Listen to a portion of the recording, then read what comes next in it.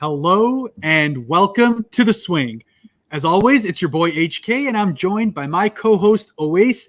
As every Tuesday and Friday, we come to you live from SportsTrends to talk about all that's trending in the basketball world. Teams that are making their push, teams that are struggling, and players that are really making themselves known. And today, with the midseason approaching, All-Star break coming up in the next weekend, we chose to take this time to take a little bit of a step back and really focus on where teams are standing as far as their prospects are concerned. Are teams that were looking to be championship bound really going to be there? Are teams that are struggling really going to remain in that position? And today with Owais and myself, we're actually going to have three incredible guests that you'll get to meet in short order, that we get to talk about their basketball journey, the incredible work that they do in the community to help promote basketball, and just everything to do with being an absolute basketball fanatic, which we know all of these people are. But before we do get into that, as always, our sponsor is Thrive Fantasy.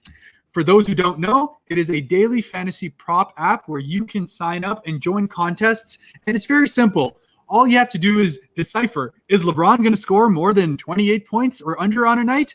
Is Embiid going to absolutely dominate and get 15 boards? You join prop contests every day in which you make 10 selections out of an option of 20. And if you happen to make the right selections on that night, you will win real cash prizes.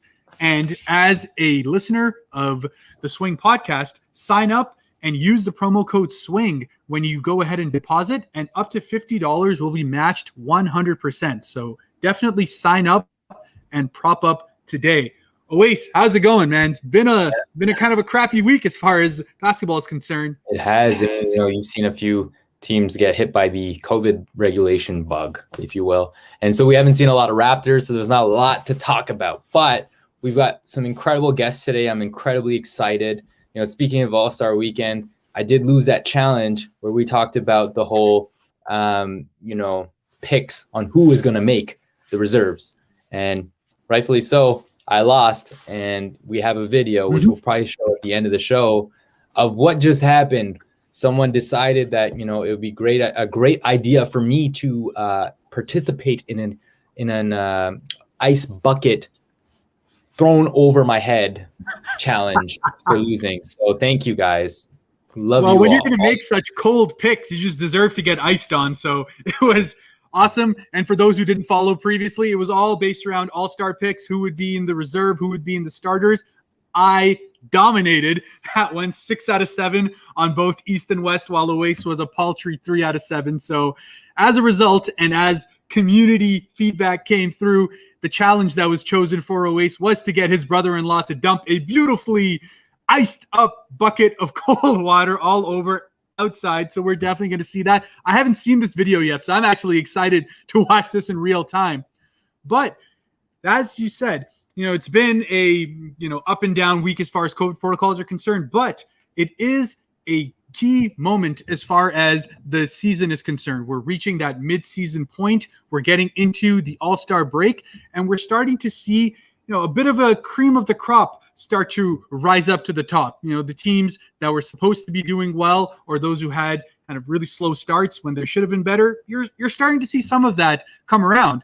And today we get to focus on not only the conferences on the East and the West, looking at the teams and where they stand at this moment, but also just taking a step back and review just exactly where we think they may go. What kind of X factors could actually go ahead and influence that? And with that, our X factors on Tuesdays is going to be having incredible panelists that are coming through. And we're going to start by introducing you to one now. And this is Ricardo Nero, although he loves to go by Uncle Rico, and that's how he's known. Rico. Exactly. So he currently works as the team operations coordinator for the Toronto FC 2 or 2nd. Not exactly sure which one it goes by, but that is almost the Raptors 905 of the Toronto FC side. And his basketball journey started as a 7-year-old playing house league, and he played all the way throughout high school, where he fancied himself as a 3-point specialist. But where I saw him and where Owais introduced me to him was when he was part of the Raptors game crew. This was for the 2017-2018 season. He was awesome, full of hype, and the incredible culture and support system that he had there really helped shape his basketball journey. And his favorite quote is that any boy can make a mess, but it takes a man to clean it up. So thank you very much, Uncle Rico, for joining us. How's it going, man? Thanks for having me, guys. I'm doing well so far. Love the show last week, and I'm really excited to be a part of it this week. Well, we're excited to have you. Look at this beauty over here. Look at this guy. He's ready. He's ready for these questions. We got so much to talk about with you, man. Just right off the bat, like, I'm just curious, like, when did you decide, like, having the opportunity to work with the Raptors, especially in the great game crew? Like, when did that happen? How did it happen? Some of your experiences, like, what was that year like? Yeah, so that's a great question. It was really a snowball effect for me. So things actually didn't start at MLSE with the Raptors. It actually started with TFC. So I did a post-grad at George Brown for sports and event marketing. And it's really a lot of networking involved there. And I met some great people. And my future boss and now a close friend of mine, Kadeem, was in his final semester at George Brown, and he was doing his event that they need to do in class. And I knew that he was the game operations coordinator for TFC. I really just wanted to chat with him a little bit about volunteer opportunities. I'm not one to just jump out of the gate and say, hey, do you have any jobs opening? I really wanted to volunteer first. I'm a big believer in volunteerism. And there was one 2016 second leg where TFC had that amazing rainy game against Montreal Impact. And that's where, when I volunteered just to hand out stuff to people coming in, I fell in love with the atmosphere, but I fell in love with behind the scenes work. I love how behind the scenes work gets done. And I started 2017 with TFC, and that rolled into Argos same season, which rolled into Raptors. And that's how I got started. It was literally just volunteering, working within MLSE. A spot on the Raptors game crew came up, and luckily enough, I was able to grab that spot after an interview, and that's really how everything got started. Wow. Yeah. That's absolutely awesome. And I was actually at that. That's actually the only TFC game I've ever actually been to, that Montreal Impact one. I believe that was a semifinal where Altidore had the I guess you got the game winner at the end. I had actually gone there to watch Drogba, but yeah, that was just an incredible, incredible game. And unfortunately couldn't get tickets for the finals, which we did lose that year, but that was that was an amazing atmosphere. I loved it. Even with the rain, it just made this entire epic scene going through. It's almost like this fog that was created. It was a great culture to be in, especially that game. And, it was raining hard. Like, it was hard. And they were down 3-2 after the first leg, and Montreal scored first in the second leg. So it was like, we've got to pull our stuff together. And it was a mix of Josie, Benoit Cheroux, Nick Haglin with the header. It was Armando Cooper. Everyone contributed, and they really just kicked into high gear. And, we still reign supreme in that 905, in that 401 derby. Right. So just out of curiosity, like, I realized that, the game day context, one of these games, me and my boy Sonny, we decided to go to a game. We actually bought the tickets off of Harris over here as well. And Rico was at the game, and it was actually the same day as the Super Bowl. I think 2018, like the Eagles against the Patriots. And so Rico's like, hey man, you want to be part of the NBA? I'm like, yeah. For the Raptors? Sure. And then it turned out what he meant was he wanted me to come out and do the halftime show with him. And so that was an incredible experience for me in itself, just because I got to step on that court, got to do a bunch of funny stuff. We got a video of that. We can put it at the end. But I just really want to ask you, because I noticed a lot of things that maybe, average fans wouldn't be able to, kind of experience. So, like, you were handling pretty much everybody on that team, making sure that all the moving parts are organized, et cetera, et cetera, et cetera. It's very fast paced. So talk a little bit about that. Like, what goes into, these little breaks / shows during the NBA games? Yeah. So I still remember that halftime. It was absolutely hilarious. It was really funny. Honestly, everyone was booing Owais because he had the Patriots jersey on, and everyone was sick and tired of the Pats. And then I think was it your friend that had the Eagles jersey? Yeah, it was like some other guy you guys chose. It was a buddy who had the Eagles jersey. Everyone was cheering for him, and the Raptor actually intentionally made sure Owais lost, which was golden. But yes, to answer your question, honestly, that was my first year, and I was just on the game crew. just fresh out. And even though I had game ops experience with TFC and Argos, it's a brand new experience with Raptors. So I owe a lot of it to my buddy Russ, who was my boss at the time. And he really just runs from start, like pre-game, start of game, all the way to the end. He's telling us where we've got to be at what time. So I've got to give shout out to Russ for that, because he's unbelievable. But during the game, there's people need to, I think what fans need to understand is we are rarely watching the game. Yeah. Because we are so busy preparing for the next thing coming up, the next activation, the next timeout. Mm-hmm. So it's really, game crew is like a chess game. You have to start thinking 2 steps ahead. So, okay, it's in the first quarter now. Okay, we've got to think to the second timeout, or we now have to start prepping for halftime. So I'm constantly behind the scenes, just prepping, the t-shirt tosses that go out there, all the flags that get run out there. We're prepping them in the tunnels behind the scenes. And it's a lot that goes into it, but we have, luckily, an amazing team that really just cares and dedicates their time to bringing that excellent value to the fans. So we're split into game crew and interactive squad. So interactive squad are the ones who toss out the t-shirts, who are getting the fans hype, and that you'll see them in the stands. And then game crew, which was myself, who's behind the scenes just getting everything prepped and ready, so that interactive squad have what they need and the Raptor has what he needs. So that's how that works. But it's if someone was trying to get into the sports industry, and particularly into either game operations or marketing or partnerships, just prepare yourself. If you're looking at it from the glitz and glamour, at taking it at face value, and that's what you're looking for, you're not going to get it. Mm-hmm. There will be times where you'll enjoy yourself, but a lot of the time you are grinding and hustling to make sure everything's going well behind the scenes, so that everyone can enjoy what they've come to pay for. So that's the one thing I would take away from that. Yeah. I mean, it's 100%. You can see the amount of work that gets put in, the dance performances, all the things that are coming out there. I was going to ask, like, how does, given especially the schedule of the games and everything, how is it that you guys kind of get the time to almost work on new things or decide what's going to happen? Like, is it just kind of an ongoing scenario? Do you guys have like entire setups before the season starts? Like, what's the entire process of that?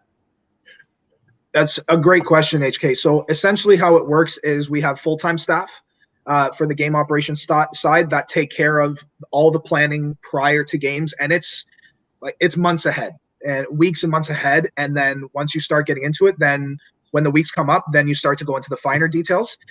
But any type of themed game, it's really just prepped months in advance when the schedule comes out. So, for example, when they know Giannis is coming to town with Milwaukee that year, they did a Greek theme night.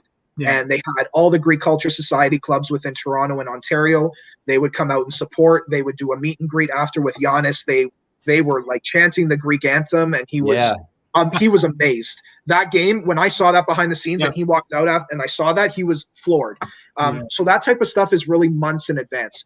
And then game crew and interactive squad, for the most part, are just, come in on game day, and some will come in probably, I would say 6-7 hours before game day, just to start wrapping all the t-shirts, loading all the flags, prepping anything on seats that need to happen, folding flags like that need to go out properly so you could see the Canadian flag, see the We the North flag across the stands. Yeah. That's all done game day prep.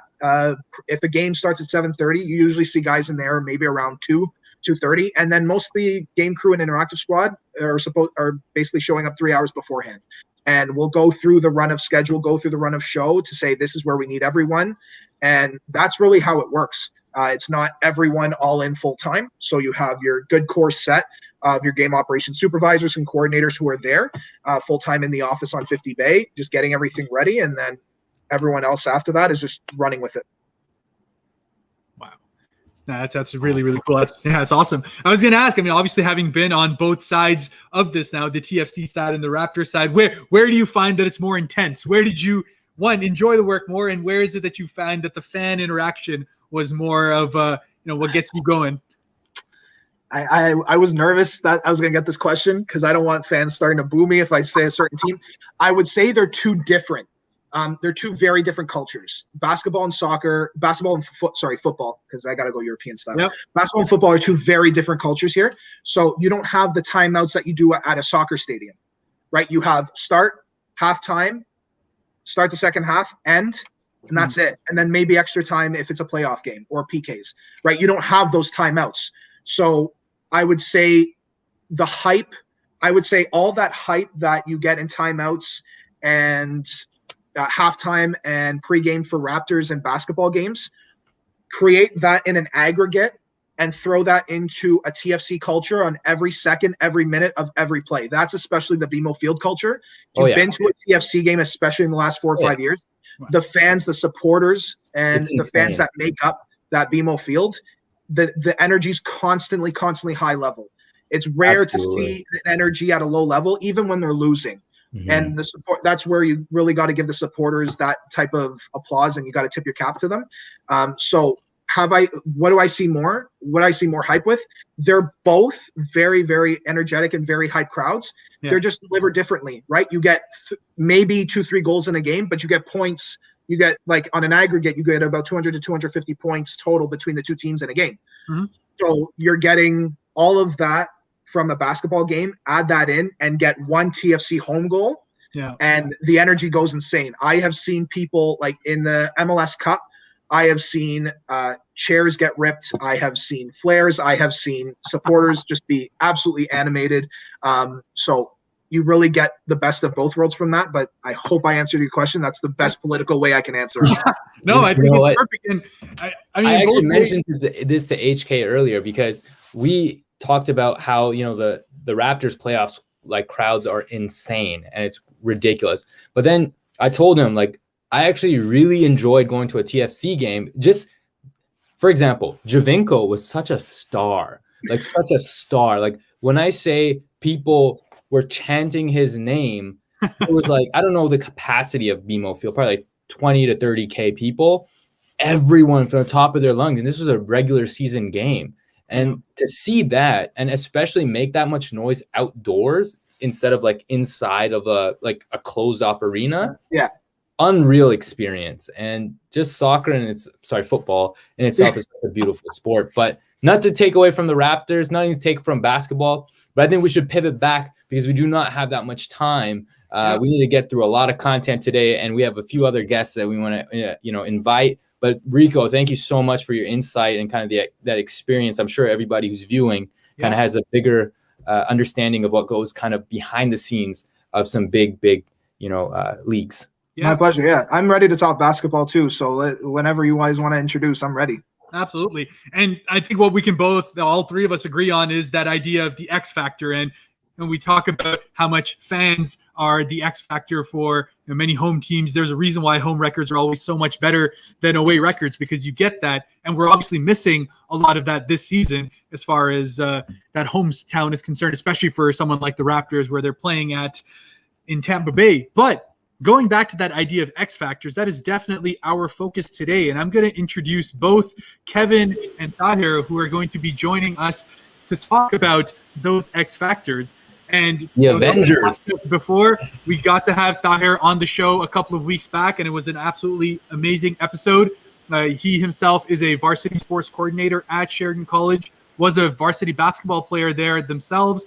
Apart from that, and what we got to spend a little bit of time on last time, is that with his wife, he runs a passion project called Offbeat Life. You'll see it on the ticker at the bottom, where he has incredible vegan meal guides all about his lifestyle tips and choices, and just how, even though he's 10 years older than me, he'll run circles around me on the basketball court, make me break my own ankles a couple of times over, and just absolutely incredible guy, an incredible player all the way around. So thanks very much for joining us, Tahir. Thank you. A pleasure, man. Wow, you outdo yourself with that introduction, man. You make me look like I'm way bigger and better than I am. No. Really nice. I know you're the humble guy. You won't say anything, so someone else has got to be there to be the hype man for you. I'll send you that e-transfer later, buddy. Don't worry, I got you. And on the other hand, we have Kevin Baijnauth, who's also an incredible basketball junkie and has been with us, plays fantasy with me, also joins Tahir to play basketball with him, whooped my ass in the game out there. An incredible player. He's been playing for about 20 years now as well. Lots of local leagues around, a huge Raptors fan, just an incredible guy to talk ball with. And for those who can't see his Lakers shirt on right now, he's an incredible Kobe fan as well, his favorite player of the past. And that also makes up his favorite basketball memory, which was that Kobe game winner that I'm sure everyone remembers against the Phoenix Suns, Game 4, 2006, comes up to the side of the elbow with no time remaining, just gets it and hits that. Absolutely nasty shot. Thanks for joining us, Kev. How's it going, man? Thanks, Harris, for helping me here. I mean, I've been watching this thing for a while now. I've been wanting to come on, so I'm happy to be on with you guys. I watch you guys every week, every day almost, when you guys go live. So, yeah, I'm happy to be on. I'm ready to talk ball. It's amazing. Like I said, we appreciate all of the support. I know we're going live as well, so any and all comments you guys have, viewers, we've got a couple on there. Definitely bring us out. But let's start right away. I will put up, first and foremost, we have our standings that are going out there. So we're going to start by focusing on the Eastern Conference. And in that note, I'm going to get T to talk about the Boston Celtics, which was, one of those teams that was expected to do so much after what was a solid Eastern Conference final run last year, Jason Tatum's ascension to almost superstar level. But they've really struggled a little bit this year, T. Why don't you talk to me about what's going on? Yeah, in all honesty, the two teams I'll talk about have some real similarities and parallels. But with Boston Celtics, the way I look at them is that they have just not ascended to the level they're supposed to ascend to, and most of that was because of the offseason. I just don't feel like they made the right moves. Losing Scary Terry was, big loss because he's looking. You need those scrappy players. He's looking really good in Charlotte. Losing Hayward, everyone thought Hayward, there wasn't enough basketball to go around. Hayward leaves. Now they kind of miss him, and he's shining there. So, and then the big man, they just have not filled that role. You cannot be a contender and be that weak at the 4 or 5 spot. So I just feel as though the offseason moves, Danny Ainge has really dropped the ball. He had the cachet of picks and did nothing with them.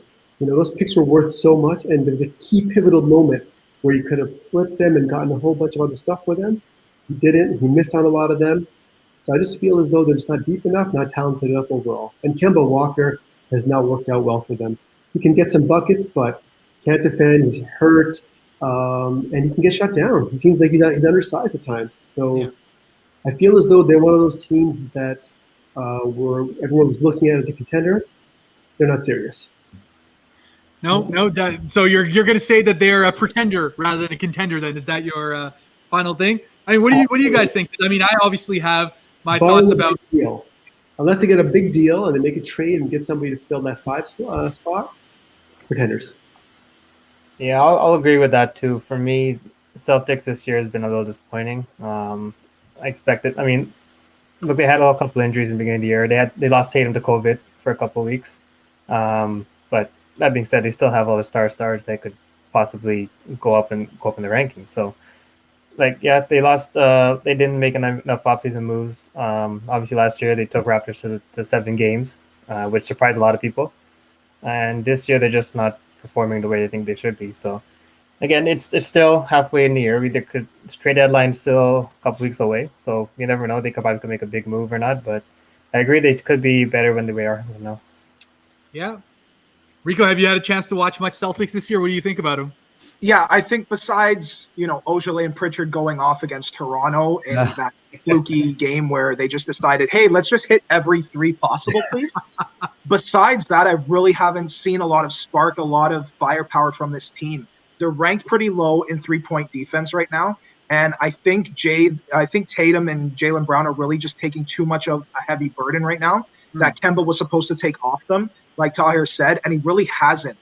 It seems that there's inconsistent play from Ojale, and I really think that the rumor right now is that for playoff push, they're aggressively trying to get a very strong 2-way player. I don't know if that's going to happen. Who do they offer? Don't really know.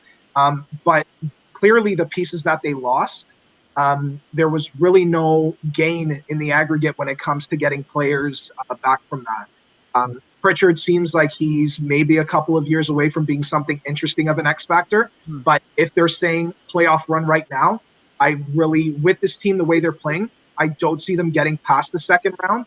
And God bless Mr. Stevens in that head coaching position. He's worked wonders with that team with a lot less talent. But the question does have to come, are we blaming management? Do we blame coaching? Or just do we blame the players right now, just not buying into the system. Absolutely. And there's just so many questions around there. And I'm just going to quickly go around and have everyone just tell me very quickly from a ceiling perspective. So we obviously have them all going into playoffs. I'll start with Owais. Where do you think they get eliminated as far as the playoffs are concerned? Honestly, I think they're either going to get, depends on the matchup. So we talk about matchups all the time. So if they're matched up against, I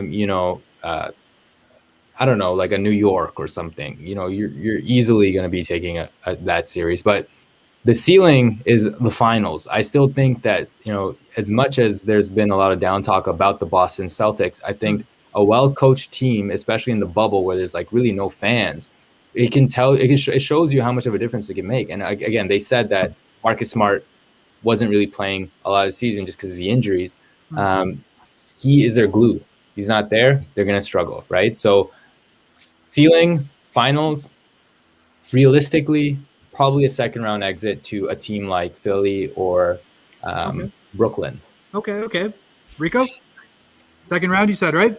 Yeah, second round, I really don't see us stealing higher than that. I'm not to disrespect Owais, but I really think and I completely agree, Marcus Smart definitely adds that sort of firepower, just literally with any time he's touching the ball. Defensively, very strong.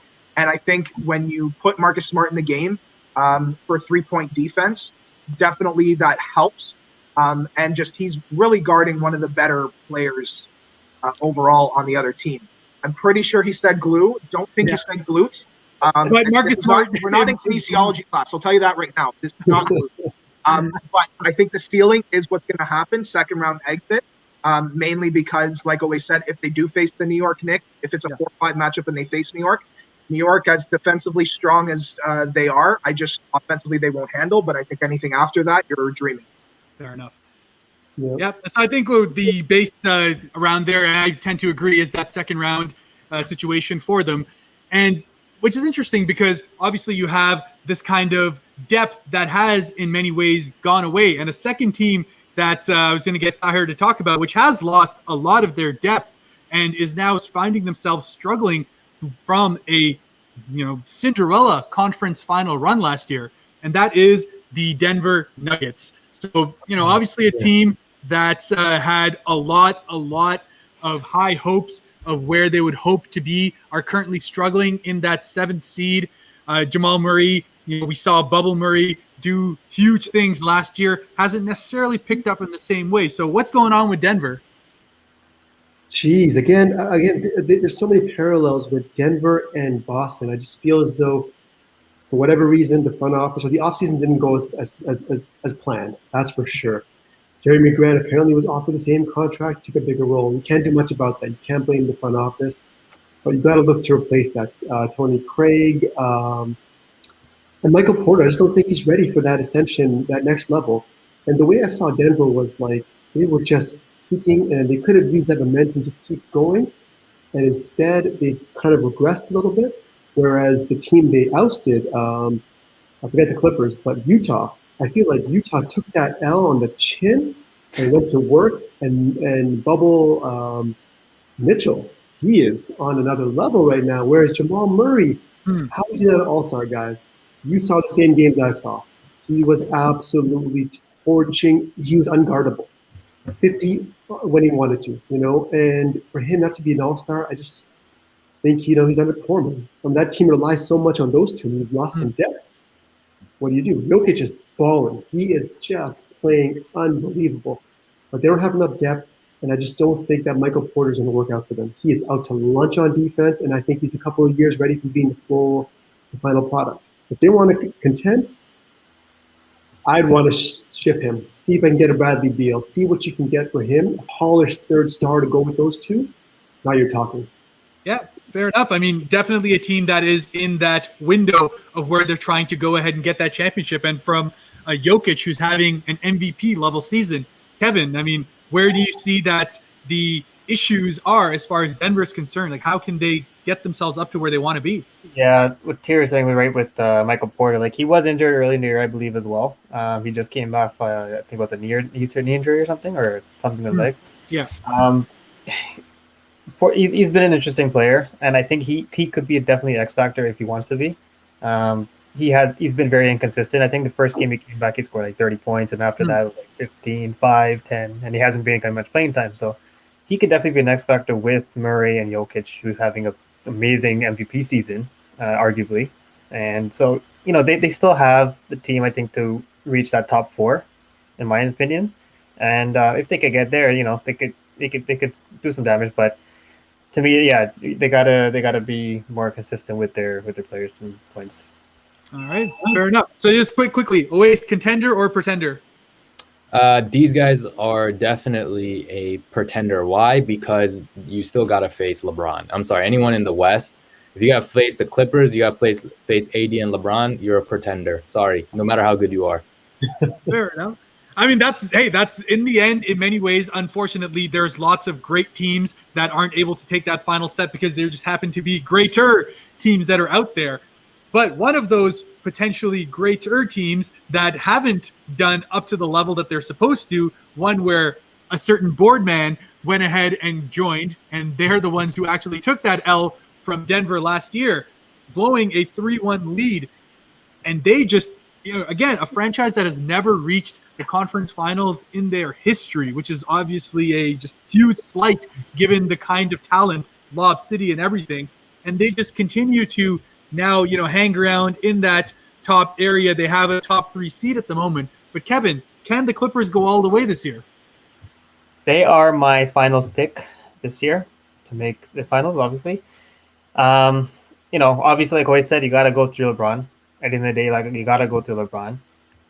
Clippers this year, they added some guys like Batum. They have the X factors like Serge and all this. So, those guys bring that veteran experience to the team, right? So, with that being said, you still got to go against guys like AD. You got to go against guys like Jokic. So, are they going to have that size to match up with when they come to the playoffs, right? You're going to have a 7-game series, matchups, all tolerable matchups. Can they adjust? Can they bring in guys that go play them? So, I still feel Kawhi is, to me, when healthy, the best player on the court at any given time. We've seen that. We witnessed that with Toronto. Obviously, he has to stay healthy. He has to be there. And I just don't see Kawhi getting a first or second round exit again, back to back. So that's why I have them going to the finals, and I still see them, coming through. Yeah, I mean, they definitely have the talent level to be able to do that, and that's what they've done here. But obviously, they're going to need more from playoff P to actually help them get to that level. And they got to get through LeBron. Rico, being a guy who's going to be talking to us a little bit about the Lakers, can the Clippers get through the Lakers and LeBron? And on top of that, as our comments are coming here, are the Lakers still LeBron's team? Okay, so here we go here. Let's talk about, are the Clippers going to get through LeBron? Not with the defensive ratings that we're currently looking at with them. So they are 12th in rebounds. They're 15th in defensive rating, and they are 18th in offensive rebounds. So clearly right now, and offensively, everything looks pretty strong. They are first in three-point percentage, I think second or third in three-point attempts per game. So I think offensively, juggernaut, very strong. Defensively, if they don't shape up, they're going to get shipped out by LeBron, because LeBron and AD and all that depth in the bench that LeBron said we got to invest in, it's clearly working right now, right? Because you have the law office off the bench of Horton Tucker, Kuzma, and Caruso. I don't see the Clippers' depth on the bench really matching up with the Lakers, and I think that's going to be their downfall with the Clippers. If they don't shape up their defense right now, or try and do something at the deadline to get a defensively sound player, I really think the Lakers, can they get one win off the Lakers? Yes, but remember, you got to beat the Lakers 4 times. And the only team in the West that I see doing that right now with the power they have is Utah. But I don't see I'm being honest, I don't see the Clippers going to the Western Conference Finals and winning 4 games against Lakers or Utah. Not with the defensive ratings right now. And that was why they brought Serge in. And clearly, Serge, God bless him, he's shooting very well. But defensively right now, they're just not in tune. Things are not working right now. And what's shocking as well, before I leave on this, they are one of the worst teams in steals per game right now. That is shocking when you have Kawhi, one of the best two-way players on the team. They are very piss poor in steals per game right now. So if they don't clean that up, I don't see it. Yeah, you talk about Kawhi, you talk about Paul George, who's also a solid defensive player, Pat Beverly, Serge Ibaka. They have all the tools. So here's my perspective on that. As much as I can appreciate that side of things, that the defensive side isn't as great, I feel like give it the rest of the season, they're probably just figuring out like loads right now in the offensive scheme so they can get that right. But when it comes down to playoff basketball, the game changes completely, right? Slows down. And that's when these guys are really going to start to shine, right? Because a fast-paced team will not be a fast-paced team anymore. I'm sorry. And so those guys will kind of step up at that point. And you'll see Kawhi getting more steals per game, Paul George getting more steals per game, Pat Bev doing damage and stuff like that. So we'll see. But you're right. I do agree. We're agreeing, but I just disagree that the defense. Technically we're agreeing at the exact same time. And are the Lakers still are the Lakers still LeBron's team? To answer Josh's question, yes, I still believe it. The only difference is he has a better supporting cast than he ever has. The last time he saw a supporting cast like this was probably with Miami, but the supporting cast is really stepping up. And I think really people underrated the Dennis Schroeder move, and clearly it's working for them right now. So is it still his team? Yes, clearly, because with AD gone, yes, they lost quite a few games, but LeBron is still nearly averaging a triple-double per game, and the man is like Tom Brady, almost near Tom Brady age. So we have to put him in that category. It'll still be his team, a better supporting cast with him, absolutely. Yeah, absolutely. And I talked to Owais about this last year as well, where the change or that thing that put the Lakers over the top last year was having that third guy consistently step up for them, which was in the playoffs last year, a combination of Rondo and KCP. Both of those guys who had just incredible playoff games when the chips went down. That experience came through, and KCP obviously got paid as a result of it. Rondo, who has gone to the Hawks and where it hasn't worked out as well, and I'll speak about that in a bit.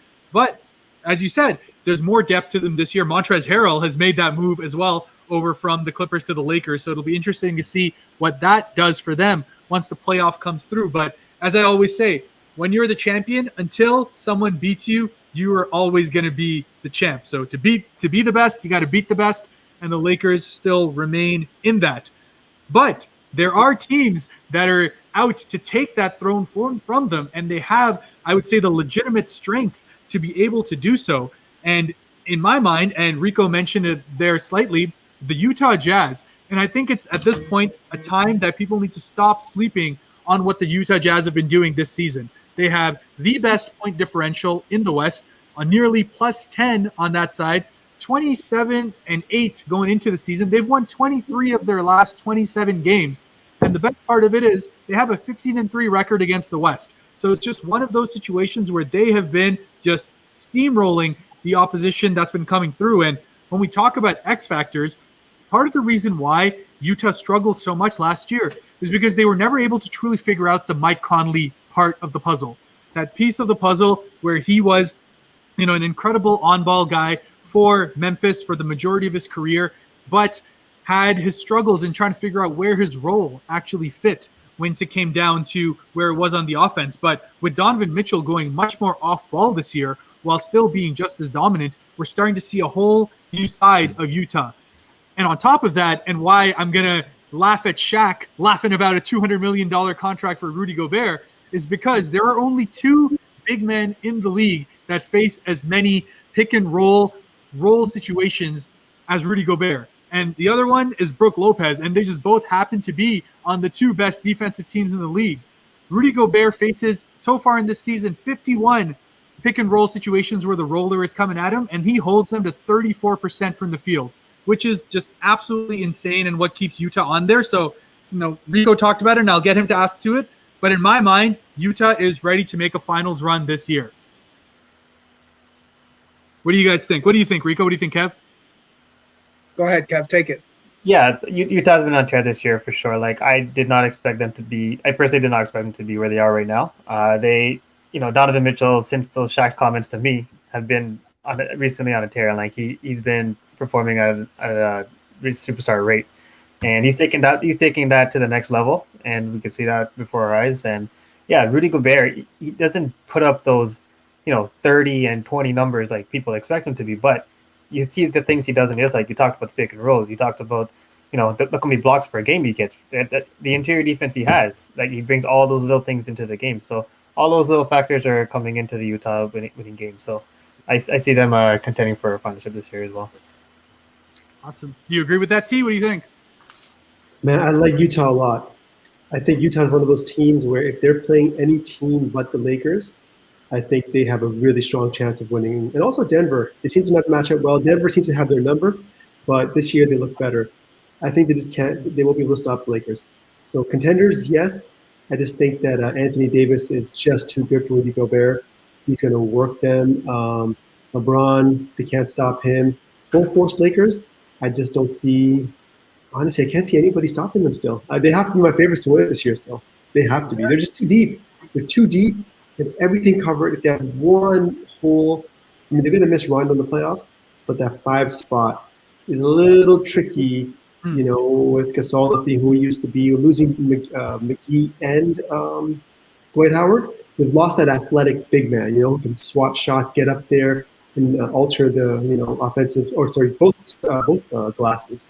So I think they'll miss that a little bit, but AD's too good. No, I absolutely agree in that, again, it's one of those situations where, first of all, I'm excited that the big man is making a comeback full and truly as far as the NBA is concerned. Before I get to talk about Josh's question, because I do think that's a good one, when we're on that topic of big men, and especially those that are now really making themselves onto that MVP level, having the kind of season that could absolutely dominate a league. One guy that's having it this year, Owais, is Joel Embiid. Boucher. No, I'm just kidding. Maybe. But Joel Embiid is 100% having it. What do you think? The city of brotherly love, Joel Embiid, has been dominating. And, you look at his skill set and just the ability he has with the footwork he has and the size that he has. He's literally at some point unguardable unless he plays a team like the Toronto Raptors. But his supporting cast this year is arguably the best supporting cast he's ever had. And honestly, you see the record of the Philadelphia Sixers. And, we always talked about how are you going to space out the floor with Embiid and Simmons, both guys that crash the basket a lot. And then you would add someone last season, you had Richardson, and it just didn't work out for them. They had Redick, didn't really work out for him, but they picked up Seth Curry. And Seth Curry has done a phenomenal job in terms of just spacing out that floor. But another person that I have to give a lot of credit to, and it's not a player, it's a coach. Doc Rivers comes into this team and absolutely changes the identity. And why? Because he uses the players to their strengths, right? You want to see Embiid in the post, right? You want to see Simmons attack the basket or facilitate. But more importantly, I think one of the X factors on this team is Tobias Harris. He's like his LA days or Orlando days, he was a big time ball handler, back to the basket. He's got offensive versatility. He can drive, use both hands, and he's got a fadeaway and such. He is playing lights out. Dude, this guy, let's take a look at his stats. I believe he's 20 points, 7 rebounds, shooting 51% and 40% from 3-point land. And that was something that was in question last season or the year before when they actually acquired him, is that his ability to shoot threes. And no, he's been absolutely tearing it apart. Philadelphia is easily, right now, the only team that I think can contend against Brooklyn. That's a big task on there. Definitely Brooklyn is one of those teams we're going to talk about. And before that, I will ask Rico to take this question on here because, Owais just talked about Tobias Harris shooting 40% from 3 this year. Did you know that last year, or in fact, over the last 5 years, the average 3-point percentage was 37%. That would put you at 15th in the league. If you shot 37% as a team from 3 this year, you would be sitting at 28. What does that actually mean for what we're getting to as far as the offensive levels and offensive productions are? Look, this is clearly a league that's moving into 3-point heavy, usage.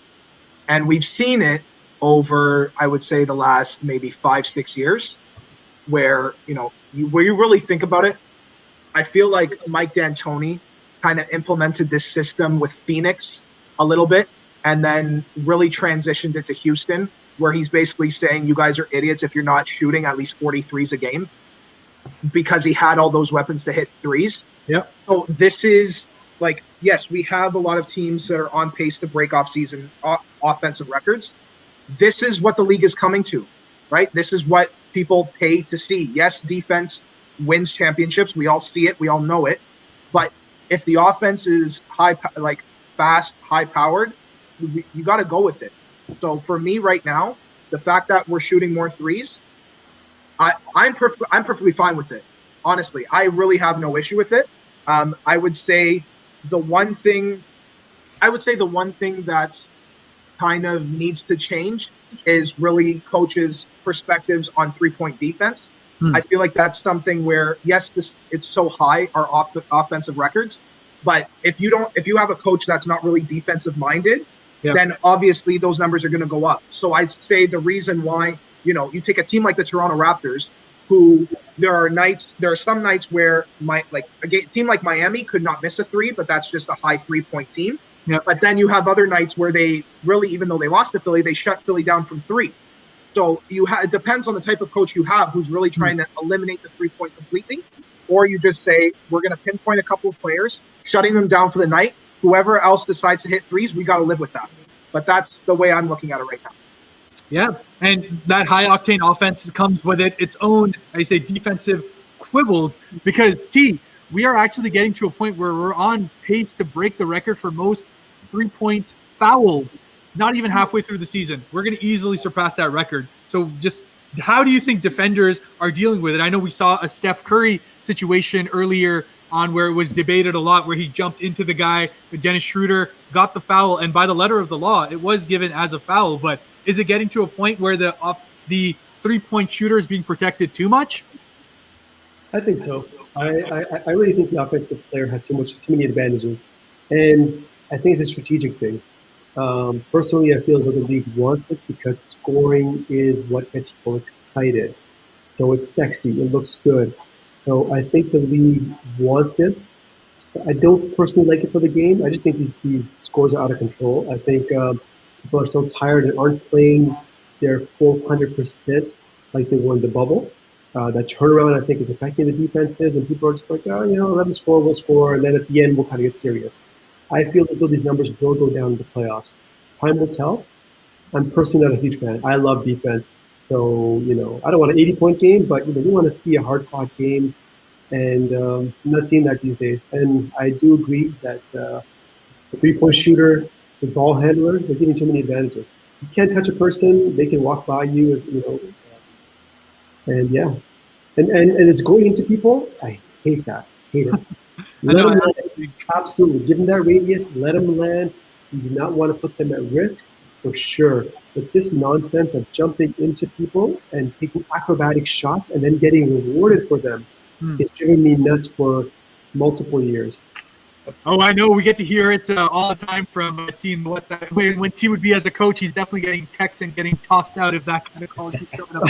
I don't know about all that. That's all unconfirmed, but... With that in mind, we are getting to a point where we got to get to the wrap-up side of the show. So I know we have a couple of other teams that we did want to spend some time actually getting to preview, but we're going to leave that a little bit over to the side. What I did want to talk about just in general was the Toronto Raptors. So the Toronto Raptors just today got announced that apart from the fact that we're already going to be missing our coaching staff for the next couple of weeks, on top of that, we now have Siakam, who's out, Fred VanVleet, who's out, OG Anunoby, who's out, and Patrick McCaw. I believe there may have been another, but those are the four that come to mind. But I mean, COVID protocols is getting to a point where a lot of seasons could potentially be changed by how we're dealing with. Like, Kev, what do you think this entire COVID season is going to be like?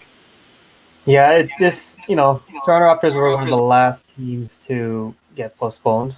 Obviously, we saw that now happen 2 games now. To me, this, you guys heard me praise this already, development. So to me, this is an opportunity for a lot of these younger players to come up and see what they can do. I had high praises for guys like Paul Watson, for example, who hasn't seen much playing time, obviously. Maybe we'll see him tomorrow. I don't know. We'll see. But guys like him, there's guys coming off the bench. Terrence Davis could get more playing time tomorrow. These are the things this year to me that I'm looking at this team where I want to see, guys step up in this type of role. I don't see this team as a championship team. I probably see them as a second round exit, to be honest with you. And that's the reality. That's the way it is. But what I'm seeing is I would like to see the future of this team. And Raptors have one of the best development systems we've seen in the past. Obviously, with the 905 championship, with the current NBA championship, and we're seeing this team come back from like a 1-7 start to where they are right now in tied for, I think, by 5th or 6th place. So you can see that development process from the beginning of the year to now. So that's what I'm looking for. I want to see these guys come out and see what they can do. Yeah, and obviously the season just has so much uncertainty to it. The amount of one, not having any home games, and I was going to get Rico to comment on that, being part of that game crew, that hype, that everything that gets created. Just how much is a team affected by not having that opportunity? One, with no fans, but two, not even able to play just back at home. What does that mean for the Raptors? It hurts. It absolutely hurts, especially where you look at an environment like Scotiabank Arena. And yes, I'm biased here, but it's definitely one of the best fan experiences and fan engagements in the world. Our audience definitely, without question, has to be top 5 in the league in regards to attendance, in regards to hype, in regards to I am going to make sure that this team wins as much as I can. Mm-hmm. So that's already hurting. And then number 2, you are away from home for, if it was 2 weeks, 3 weeks, okay. And now it's confirmed they're not home for the whole season.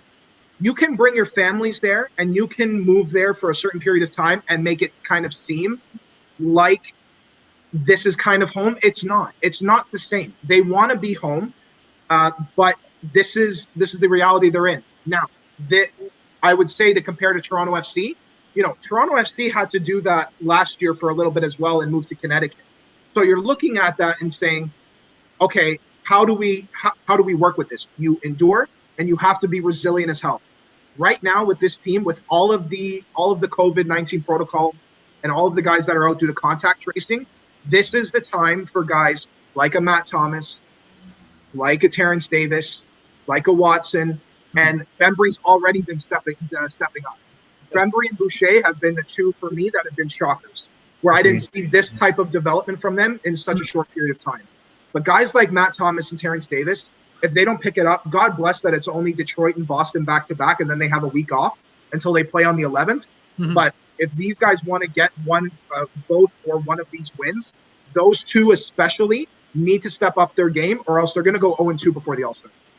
Absolutely. And I mean, it's one of those where the margins are just so incredibly tight, especially in the East. If we're taking a look at it right now, I mean, just getting to the standings out here, I mean, between 4th all the way up to 10th, you're looking at basically about a 2.5 game situation there. And remember, this year, just like they had last year, we're going to have that play-in tournament that's going to be potentially determining whether some teams from the outside are able to get in. So just as a full-on wrap-up over here, and taking a look at the, that 7 to 10 slots over there, I'm going to start with Owais. Owais, tell me, out of those 7 to 10, first of all, do you see any change as far as that 7 to 10 is concerned? And secondly, just tell me the 2 teams out of those that you think are getting in to make up the 7-8 slot. Well, I mean, you take a look at some of the more exciting teams within that. Charlotte, for example. I absolutely love the Charlotte Hornets and how they've been playing this year. Just a really exciting season. Now, from 7 to 10, I think the only draw, like Indiana and Toronto are the 2 teams that I genuinely think are going to come out of that.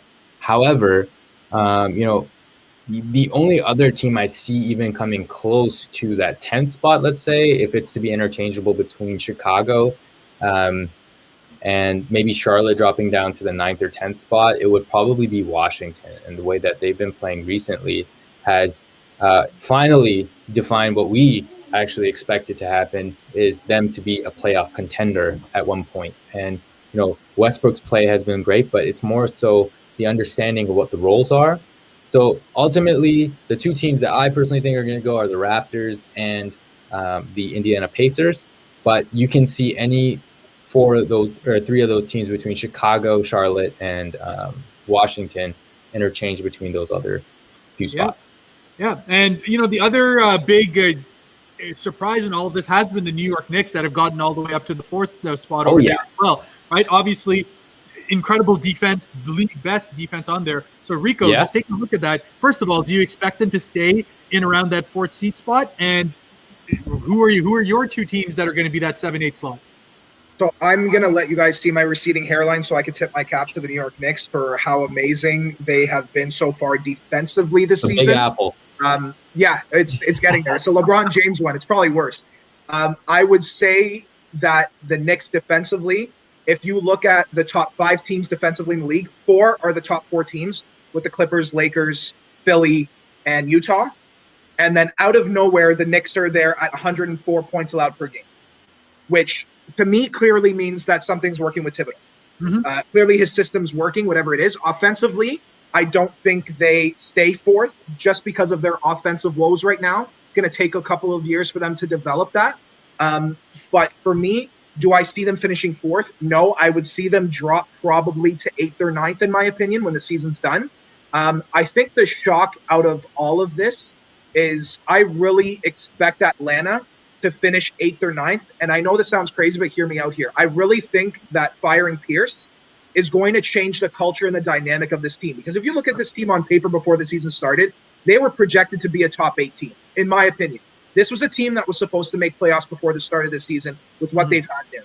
Now with the firing of Pierce and with McMillan coming in reluctantly, but with McMillan coming in his system, I could see Atlanta jumping their spot right now and potentially finishing 8th or 9th here.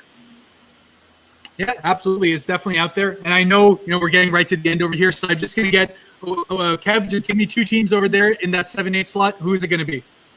Yeah, I don't see New York sustaining that top 8 seed, so I'm going to go with Pacers and Charlotte for the top 8. Pacers and Charlotte, definitely. And T, what about you? Oh, man. I'm going to go with the Raptors and the Pacers.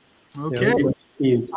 All right. Well, me personally, I think the Raptors get into that top 6 spot, potentially into that 5th seed. So hopefully don't have to deal with that. But once again, first of all, I want to thank all of our panelists for coming here and giving us that time to come together. So Rico, Kevin, T, Tahir, just incredible opportunity to be able to speak to all of you guys. And, as I said, we're doing these on Tuesdays where we get that opportunity to get these panelists in. And I'd love to have you guys come back again, really share that insight. We have, only limited time here, but the more opportunities we get to speak with everyone and the more opportunities we get to engage with you, the audience. As always, you can follow us on YouTube with the Swing Podcast. We're live on SportsTrends, so follow their Facebook page as well. And make sure to follow us on Instagram at the Swing Podcast, where every day post-Raptors game, Owais and I will do the live to really engage with you guys right then and there, get post-game reactions, and really just try and make this a conversation because, as you know, the Swing is continuously trying to grow. So definitely engage with us, follow with us, and we will see you on Friday when we get to come back and talk about more and what's happening in the basketball world. All right, you guys take care,